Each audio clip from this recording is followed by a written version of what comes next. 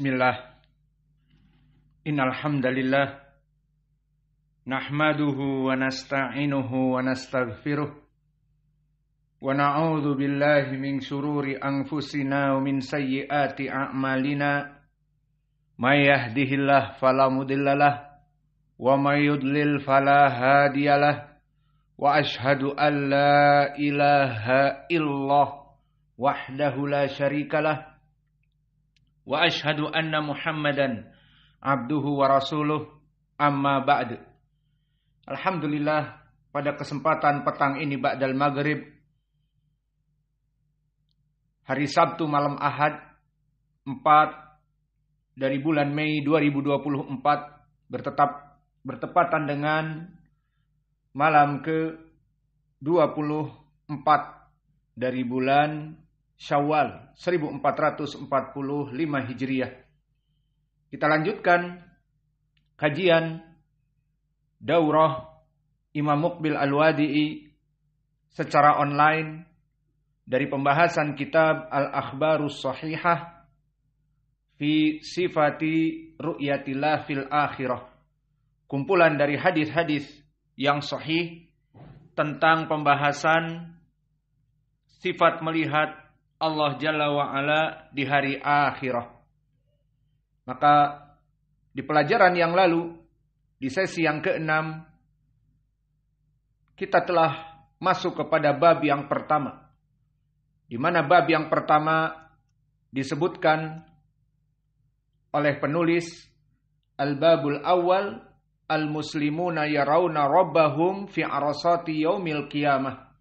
Bahwa kaum muslimun, mereka akan melihat Allah Jalla wa'ala di arasatil qiyamah.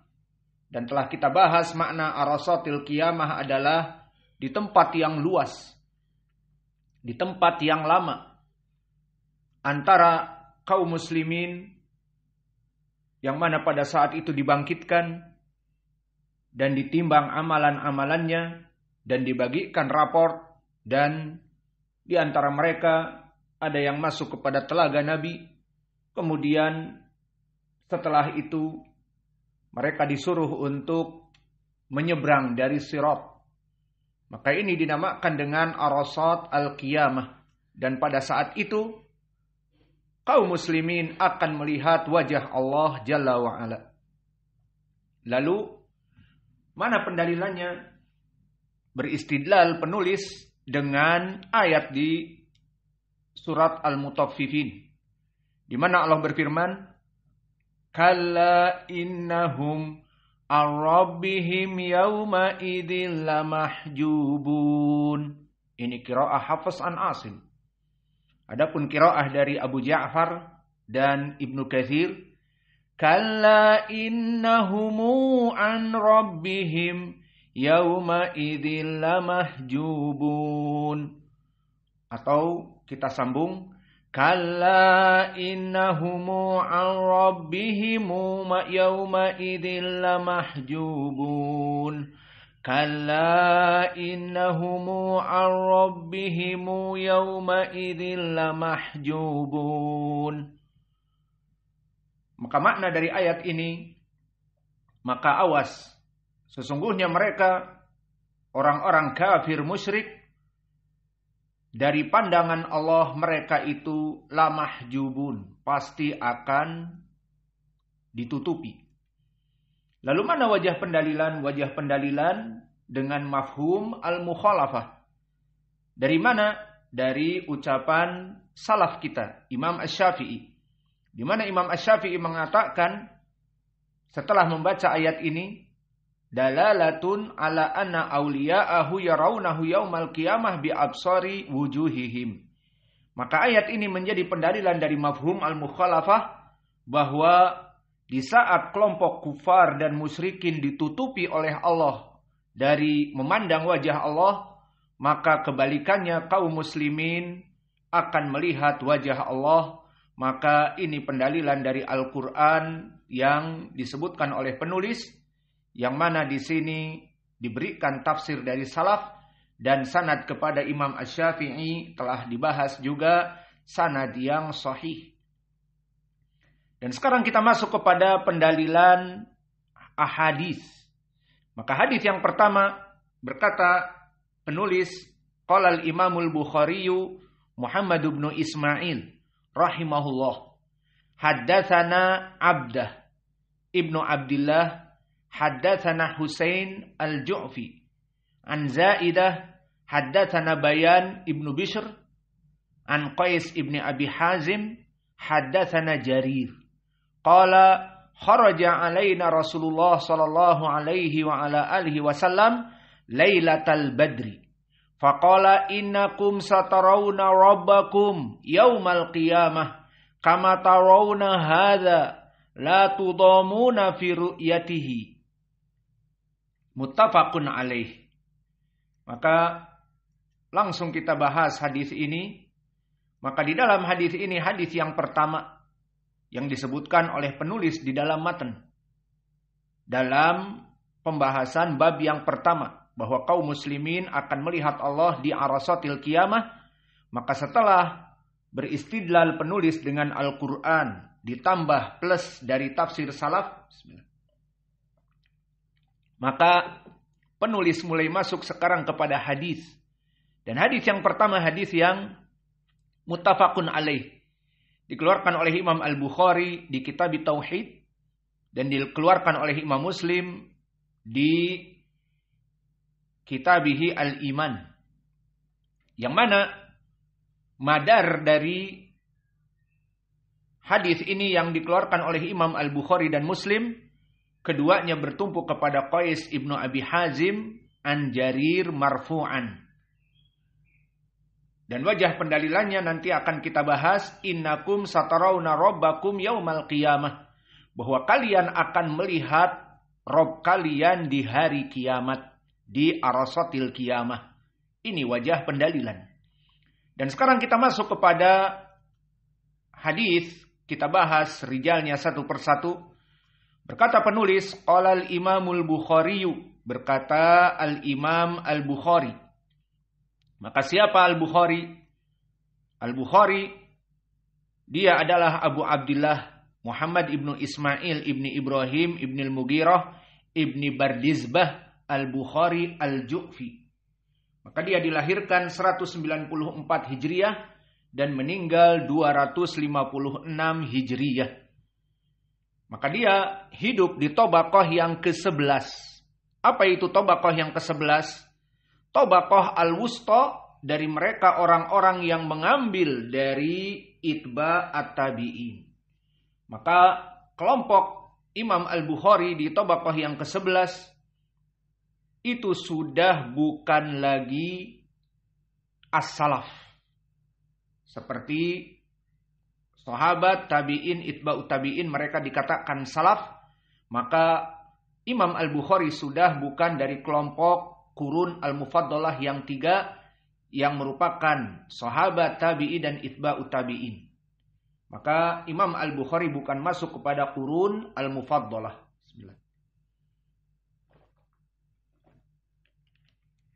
Maka maksudnya di sini Tobaqoh yang ke-11 adalah Tobaqoh pertengahan yang mengambil dari itba'ut tabi'in. Maka guru mereka hanya itba'ut tabi'in. Dan mereka tidak pernah bertemu dengan tabi'in. Maka Imam Al-Bukhari tidak pernah bertemu dengan Ikrimah, tidak bertemu dengan Abu Saleh As-Samman Az-Zayyad, tidak pernah bertemu dengan Qatadah, tidak pernah bertemu dengan Al-Hasan Al-Basri dan yang lainnya.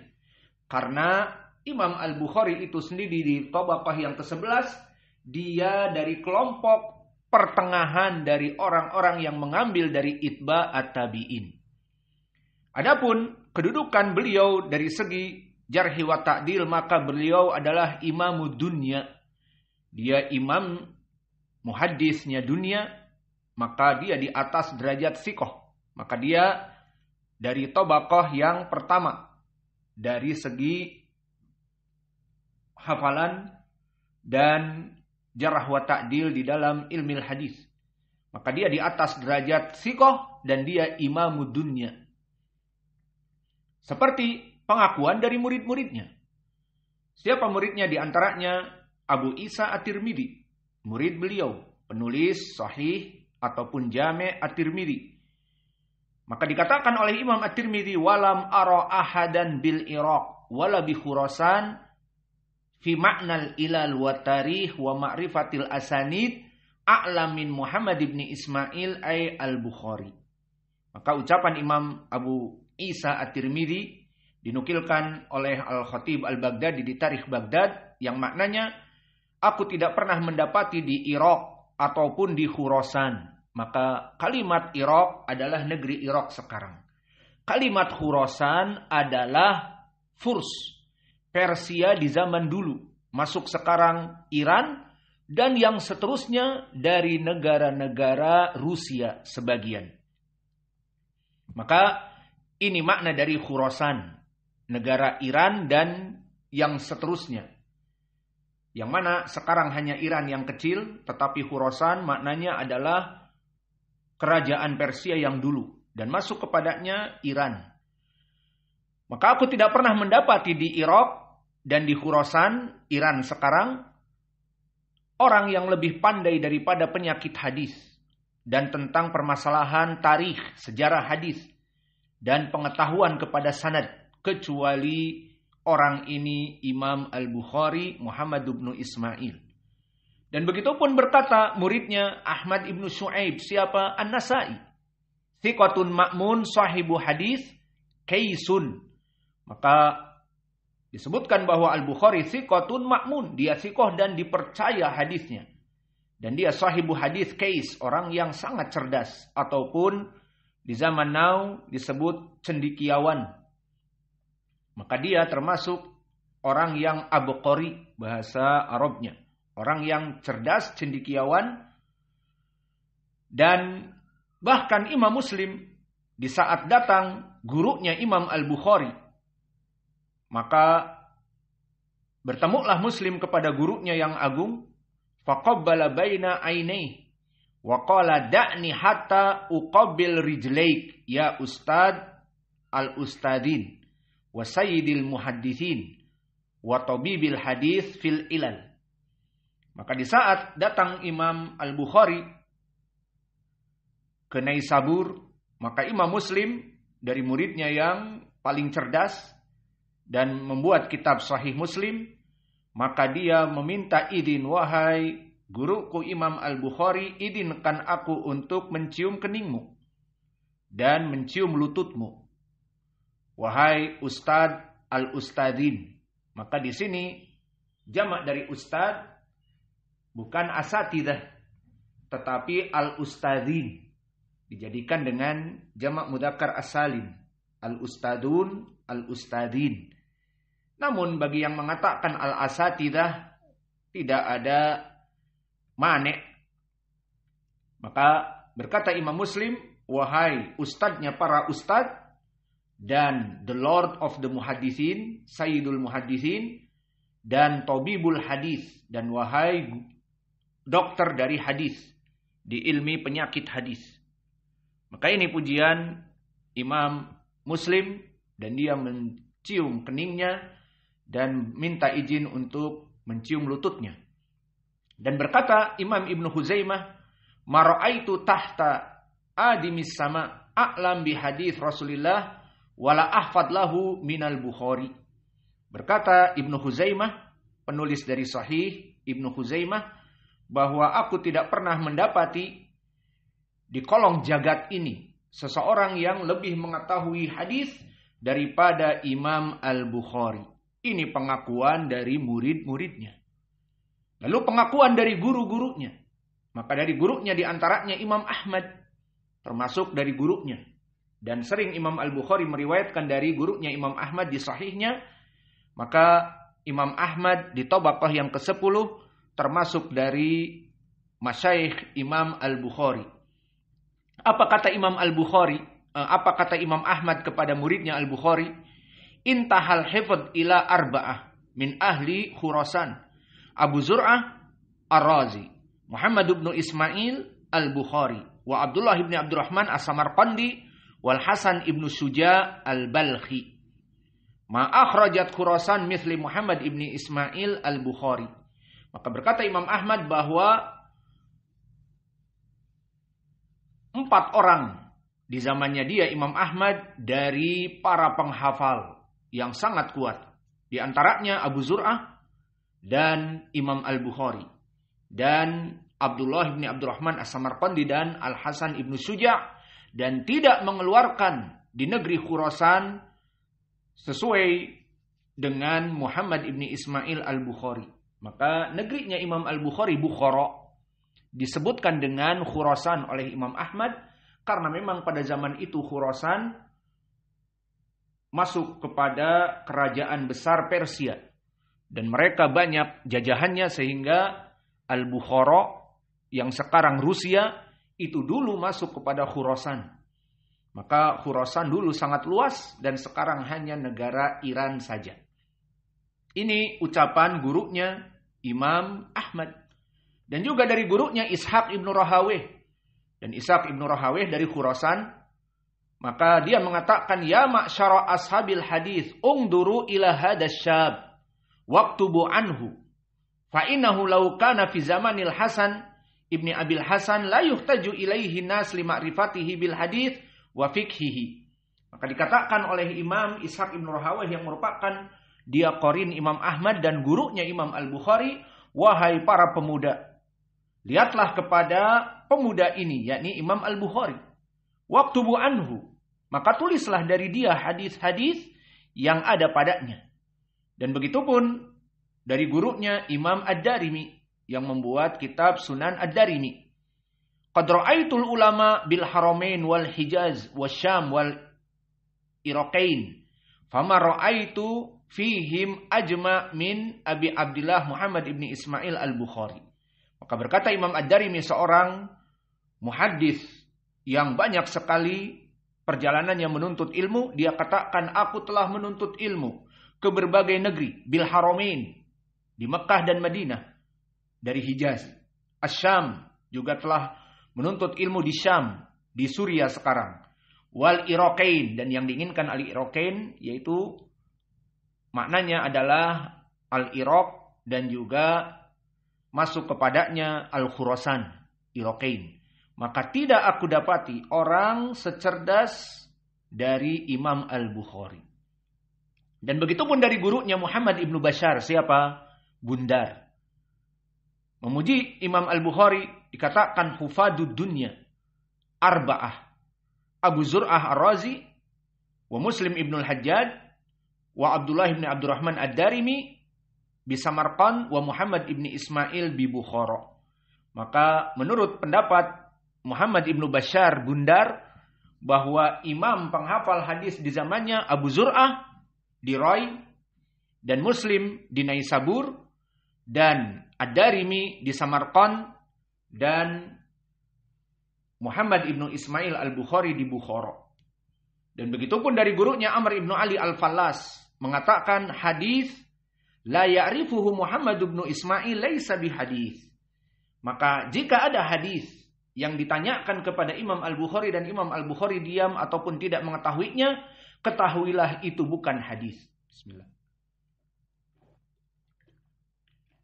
Ucapan Amr ibn Ali Al-Fallas maknanya di sini bahwa menunjukkan Imam Al-Bukhari sangat banyak hafalan hadisnya dan mengetahui ilmu hadis. Maka jika ada hadis yang Imam Al-Bukhari tidak mengetahuinya, maka ketahuilah dia itu bukan hadis, maknanya bukan hadis yang sahih.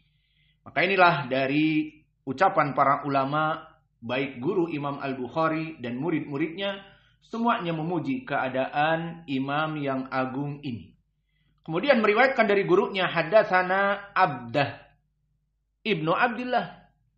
Maka di sini Imam Al-Bukhari mengatakan hadatsana, maka menunjukkan Imam Al-Bukhari meriwayatkan dengan sigatu tasrih bahwa dia mendengar dari gurunya. Aku meriwayatkan dari guruku Abdah.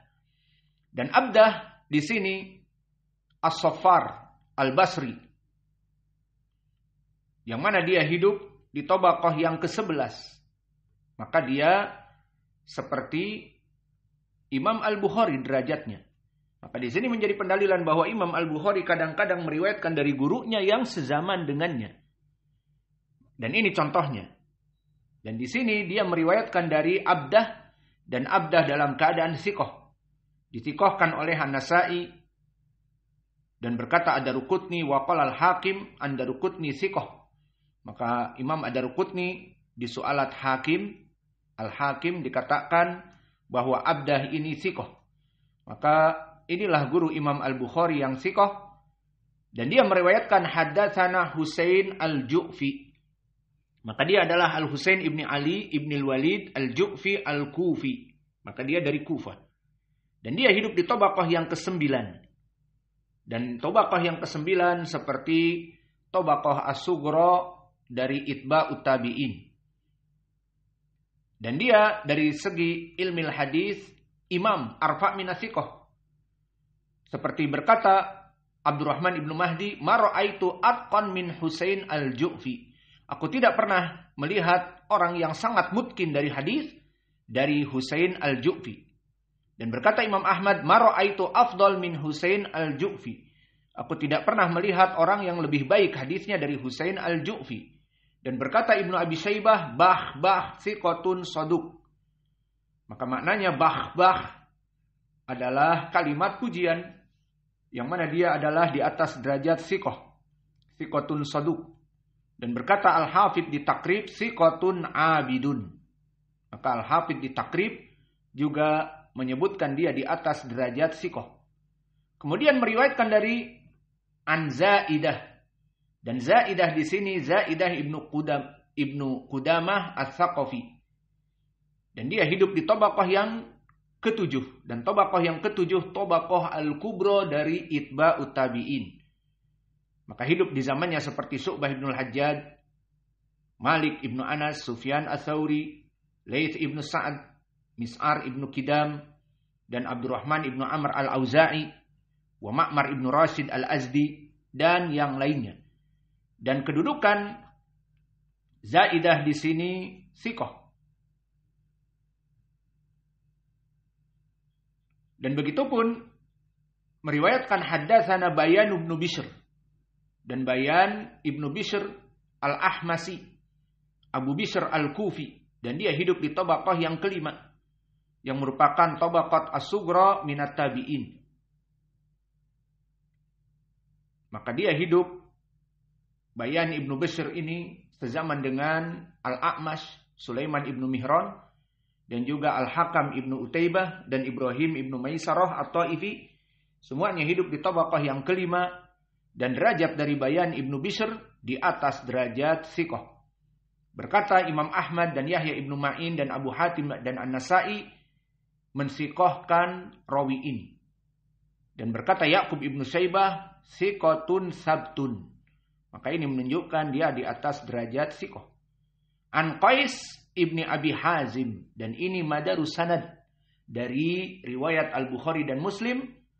Keduanya bertemu di Qais ibni Abi Hazim. Dan Qais ibni Abi Hazim huwa Al-Bajali Al-Kufi. Dan dia hidup di Tobaqah Ats-Tsaniyah. Maka Tobaqah Ats-Tsaniyah Tobaqah kibar at-tabi'in atau mukhadram. Maka hidup di zamannya Qais ibni Abi Hazim ini hidup di zaman Sa'id ibn Musayyib dan Humaid anaknya sahabat Abdurrahman ibnu Auf dan Rib'i ibni Hirash dan Himran maula Utsman dan yang lainnya.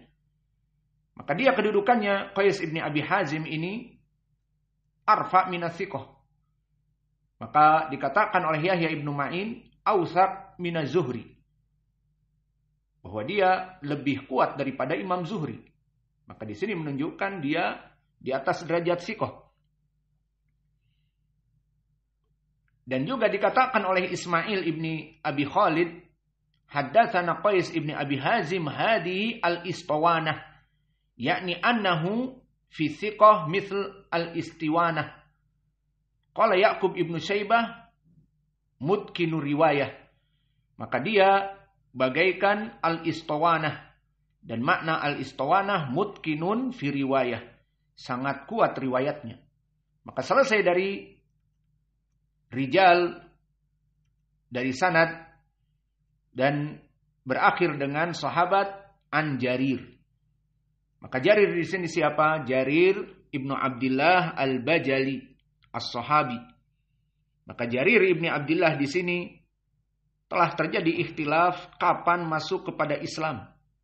Dikatakan oleh Imam Ibnu Abdul Bar, kana islamuhu fil am alladhi tuwfiya fihi Rasulullah. Wa qala Jarir aslamtu qabla maut Rasulullah sallallahu alaihi wasallam bi arba'ina yauman.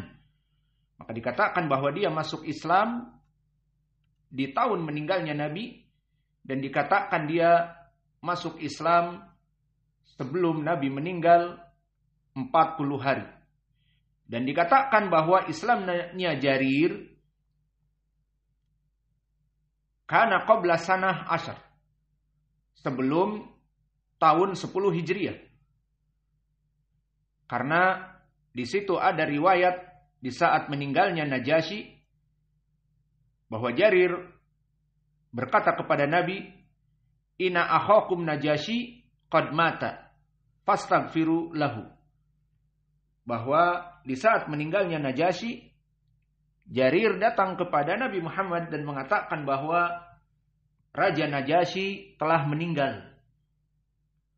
Namun hadis ini hadis yang dhaif, di mana dikeluarkan oleh Imam Ahmad dan Imam Ibnu Abi Syaibah, yang mana jalannya bertumpuk kepada Abi Ishaq As-Sabi'i, Ani Sya'bi, Amir ibnu Syarahil dari Jarir. Maka di sini Abu Ishaq As-Sabi'i mudallis dan tidak ada tasrih dari riwayat yang lainnya. Maka sanadnya dhaif wallahu a'lam. Maka dikatakan juga bahwa Islamnya adalah di tahun ke-9, di mana telah datang riwayat dari Jarir, lama ba'atha Nabi sallallahu alaihi wa ala alihi wasallam ataituhu faqala li ya Jarir li ay syai'in ji'tana qultu li aslama ala yadayka ya Rasulullah fa alqa ilayya kisa'ahu thumma aqbala ala ashabihi faqala idza atakum karimu qaumin fa akrimuhu. Maka datang juga hadis yang menceritakan bahwa Jarir itu masuk Islam di tahun ke-9 bahkan. Di mana disebutkan di dalam hadis, datang Jarir dan dikatakan oleh Nabi, "Untuk apa kamu datang kemari wahai Jarir?" Dan Jarir adalah kabilah yang besar. Maka dikatakan, "Aku ingin masuk kepada Islam dengan langsung dari tanganmu, membaiat kepada Nabi." Maka Nabi menerimanya dan Nabi memberikan pakaiannya yang dipakai, maknanya mungkin jubah ataupun pakaian yang kebesaran. Maka dikatakan, "Idza atakum karimu qaumin fa akrimuhu." Jika datang kepada kalian orang yang paling mulia dari kabilahnya, maka muliakanlah. Maka hadis ini jika sahih menunjukkan Jarir ibn Abdullah Islamnya di tahun ke-9. Namun hadis ini pun dhaifun, bahkan dhaifun jiddan. Maka dikeluarkan oleh Imam At-Tabrani di Mu'jamil Awsat dan Al-Baihaqi di Sunan Al-Kubra dari jalan Husain ibni Umar Al-Ahmasi an Ismail ibni Abi Khalid dari Qais ibni Abi Hazim dari Jarir. Maka sanadnya dhaif jiddan dikarenakan Husain ibni Umar. Maka dia itu dikatakan oleh Imam Ahmad, innahu kana yakdzib, bahwa dia dulu pendusta. Dan berkata Imam Al-Bukhari mungkarul hadis.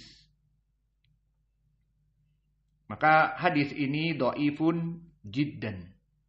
Lalu kalau begitu kapan masuknya Jarir ibni Abdullah?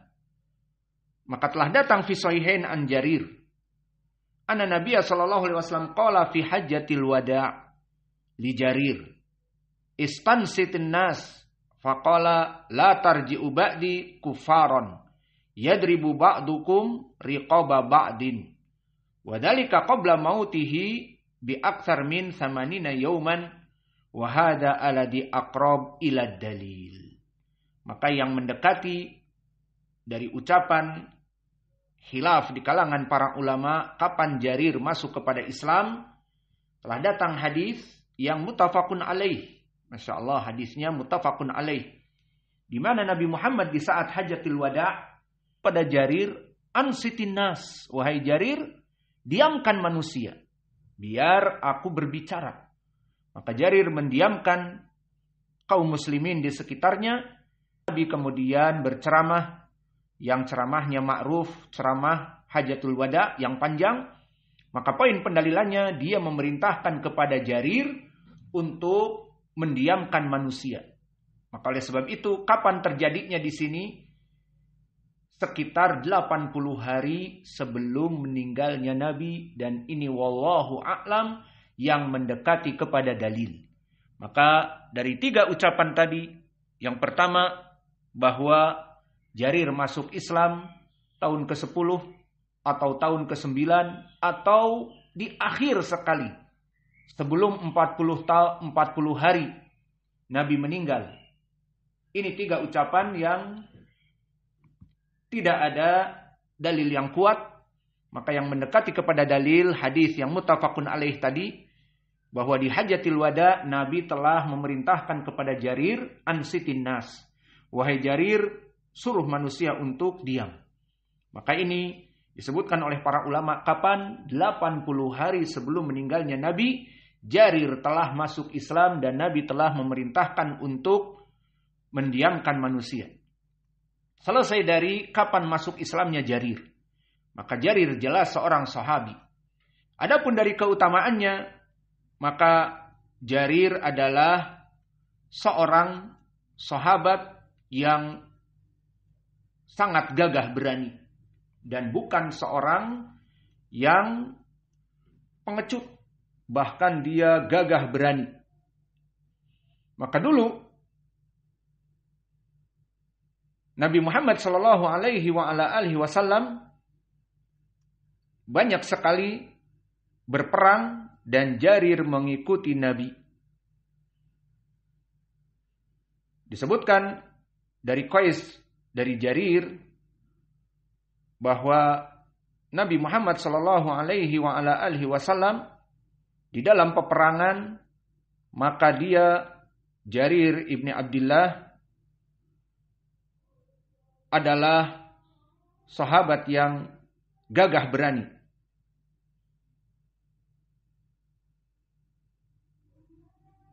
Dan inilah yang menjadi keutamaan Jarir ibni Abdullah. Dan dulu Nabi Muhammad SAW sangat mencintainya dan sangat mengagungkan dan sangat memuliakannya. Dan diriwayatkan bahwa dulu Nabi Muhammad SAW la yaj'al wajhahu illa mubtasiman lahu. Selalu jika bertemu dengan Jarir, dalam keadaan wajah Nabi keeping smile, selalu tersenyum. Seperti datang di dalam hadis yang muttafaqun alaih, ma hajabani Nabi sallallahu alaihi wasallam mundu aslamtu wala ra'ani illa tabassama fi wajhi.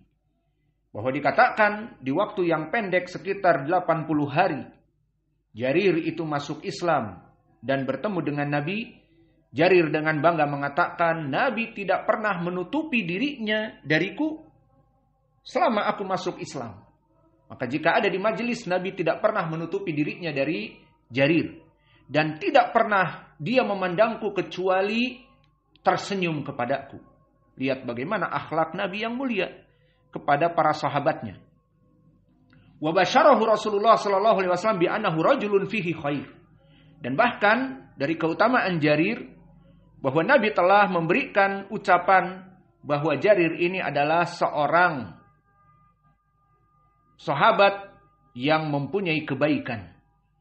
Di mana Jarir sendiri meriwayatkan, mara'ani Rasulullah sallallahu alaihi wasallam qad illa tabassama fi wajhi wa qala yatla'u alaikum min hadzal bab rajulun min khairi dhi yamanin ala wajhihi mashatu malakin fatala'a Jarir ibnu Abdullah. Maka berkata Jarir, Nabi setiap bertemu denganku kecuali dia itu dalam keadaan tersenyum kepadaku. Dan suatu hari berkata Nabi di depan para sahabat, akan datang seseorang dari pintu ini yang akan masuk dan membuka pintu ini.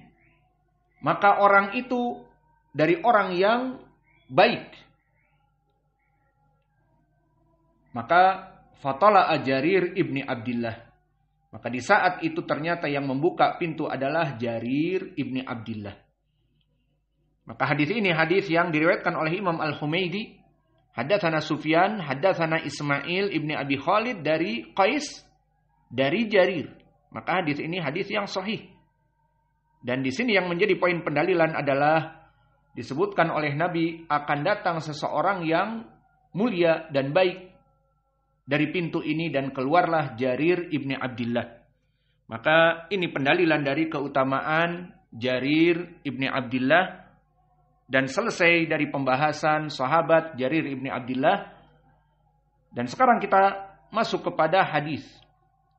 Maka di hadis disebutkan kharaja alaina Rasulullah sallallahu alaihi wa ala alihi wasallam lailatal badri.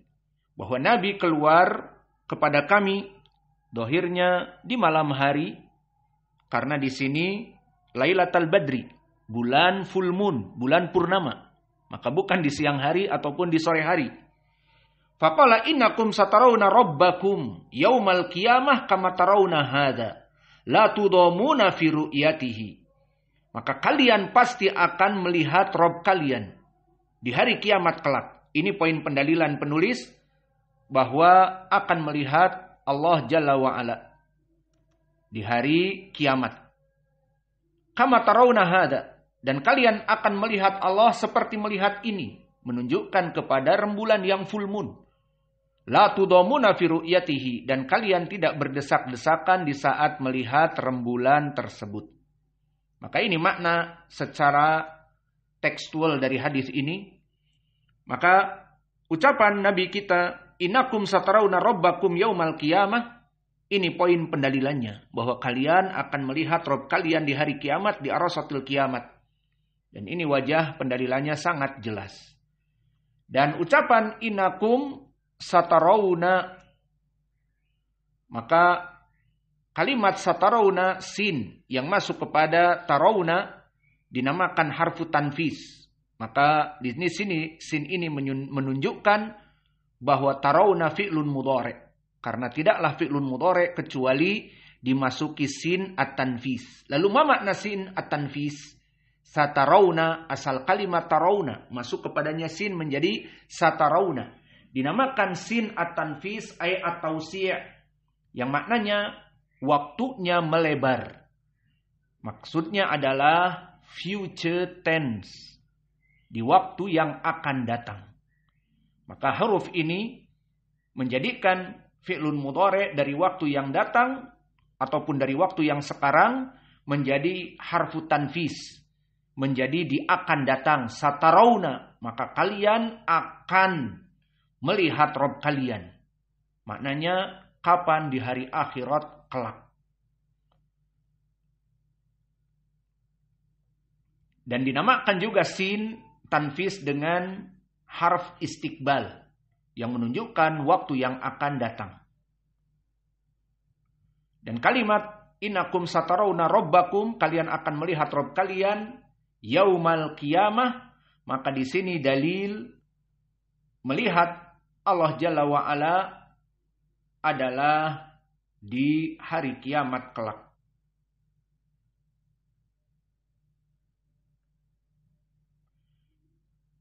Dan melihat Allah Jalla wa Ala pada saat itu jelas dengan kedua mata, bukan dengan hati, seperti ucapan orang-orang Mu'tazilah dan yang lainnya. Maka kita ahlu sunnah menetapkan melihat wajah Allah dengan kedua mata. Mana pendalilan dengan kedua mata telah datang nanti di riwayat Jarir oleh penulis akan disebutkan di babnya khusus. Lafadznya innakum satarawna rabbakum iyanan. Kalian akan melihat Allah iyanan. Makna iyanan, i'rabnya hal, dalam keadaan melihat dengan kedua mata. Bismillah. Kemudian lafadz kama tarawna hada. Kalian akan melihat Allah seperti kalian melihat ini. Awas di sini. Kalimat kama tarawna hada, maka dhamir hada kembali kepada rembulan. karena melihat full moon, gerhana, bulan purnama. Maka jika dikatakan kepada kita apa domir ataupun apa ismun isyarah, hada di sini kita katakan rembulan. Mana dalil bahwa dia itu rembulan? Bisa jadi bintang. Hada kembali kepada bintang misalnya. Maka kita katakan rembulan di riwayat yang lain. Kama tarawna hadzal qamar. Dan ini akan datang di hadis yang lain. Maka kama tarawna hada telah dijelaskan kalimat hada, bukan hada adalah bintang dan bukan hada adalah benda-benda yang dekat, tetapi yang diinginkan adalah rembulan yang full moon seperti disebutkan di riwayat yang lain kama tarawna hadzal qamar. Kemudian ucapan Nabi, innakum satarawna rabbakum, bahwa al-muslimun akan melihat Allah Jalla wa Ala di arasatil qiyamah, dan ini poin pendalilannya. Karena sin di sini yufidu at-tanfis.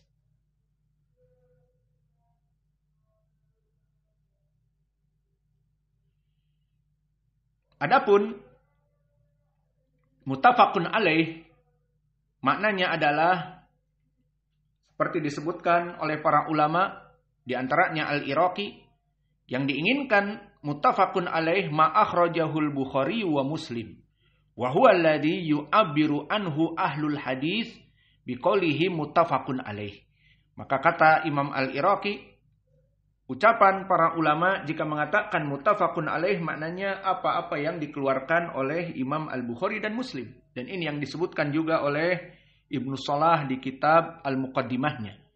Lalu hukumnya bagaimana? Hukum hadis yang dihukumi muttafaqun alaih, seperti penulis di sini menyebutkan hadis Jarir diriwayatkan oleh Imam Al-Bukhari, kemudian di dalam matan disebutkan dikurung muttafaqun alaih. Apa faidahnya? Kenapa tidak disebutkan hadza haditsun sahih misalnya? Maka jawabnya, hukum dari muttafaqun alaih disebutkan oleh Imam Ibnu Shalah di kitabnya Al-Muqaddimah, wa hadzal qism jami'uhu maktu bisihhati wal ilm al-yaqini an-nadhari waqi'un bihi. Maknanya hadis yang dihukumi dengan muttafaqun alaih maknanya sangat sahih dan kita yakin atas kesahihannya. Maka hadis ini dikeluarkan oleh Imam Al-Bukhari dan Muslim disebutkan dengan muttafaqun alaih, maknanya hadis ini hadis yang sangat sahih. Dan disebutkan oleh para ulama al-hadis bahwa kedudukan dari derajat ahkamus syariah pertama adalah Al-Quran. Hukum-hukum, sumber hukum Al-Quran. Yang kedua hadis. Namun hadis macam-macam. Hadis siapa? Pertama yang muttafaqun alaih. Maka hadis yang muttafaqun alaih, hadis yang benar setelah Al-Quran. Lalu setelah muttafaqun alaih, para ulama merajihkan Al-Bukhari, berkesendirian Al-Bukhari. Kemudian setelah itu berkesendirian Muslim. Maka inilah yang diinginkan dengan muttafaqun alaih. Hadis-hadis yang diriwayatkan oleh Imam Al-Bukhari dan Muslim berbarengan di dalam dua kitab sahihnya.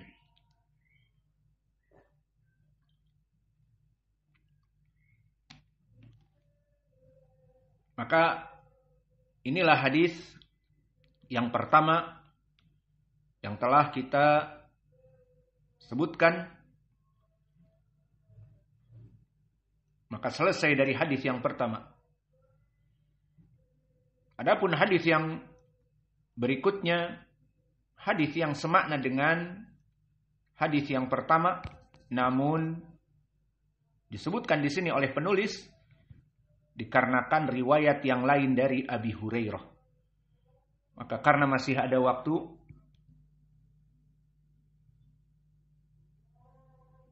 mungkin kita sambung dengan hadis